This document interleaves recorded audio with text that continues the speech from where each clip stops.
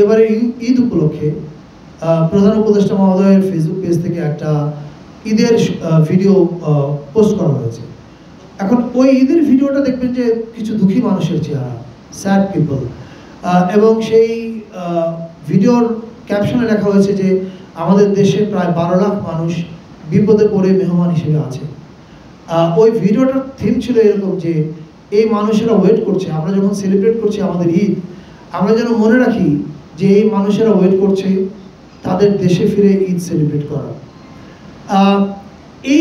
এটাই মনে করি যে আপনি অন্য মানুষের, নিপীড়িত মানুষের ব্যাপারে কি বোধ করেন, এটা কিন্তু আপনার সংস্কৃতির পরিচয়। আমি মনে করি যে আমরা প্রধান উপদেষ্টা মহোদয় এটা ওনার পেজে শেয়ার করার মাধ্যমে এই সিগন্যালটা এবং এই বার্তাটা দিয়েছেন যে মানুষ নিপীড়িত, আমাদের আনন্দ বা উৎসবের দিনে যেন আমরা তাদেরকে ভুলে না যাই। এবারে শোভাযাত্রা যেটা হবে আমাদের চারুকলা থেকে যেটা বেরোবে, সেখানে প্রথমবারের মতো বাম্বা যোগ দিচ্ছে। বাম্বা মানে আমরা জানি যে রক মিউজিশিয়ানরা, এবং তারা যোগ দিচ্ছে একটা কজকে তারা এবার হাইলাইট করতে চায়। সেটা হচ্ছে, আপনারা জানেন যে প্যালেস্টাইনে একটা বড় ধরনের গণহত্যা সংঘটিত হচ্ছে।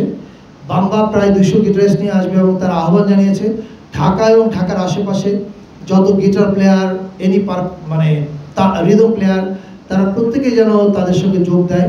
এবং তারা আহ্বান জানিয়েছে আপনারা একটা প্যালেস্টাইনের ফ্ল্যাগ নিয়ে আসবেন এবং ওই রক মিউজিশিয়ানরা একটা গান গাবে। আপনারা জানেন সেই গানটা from the river to sea Palestine will be free.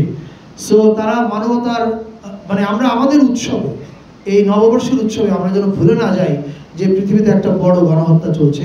আমি বাংলাদেশের রক মিউজিশিয়ানদেরকে ধন্যবাদ জানাই এ ধরনের একটা মানবিক কজকে এবারে শোভাযাত্রার অংশ করে তোলার জন্য। এছাড়া বিকেলবেলা মানিক পে এভিনিউতে একটা কনসার্ট আছে। এটাতে আমাদেরকে সহযোগিতা করছে শিল্পকলা একাডেমি, আয়োজন করছে, সহযোগিতা করছে ঢাকা সিটি কর্পোরেশন উত্তর।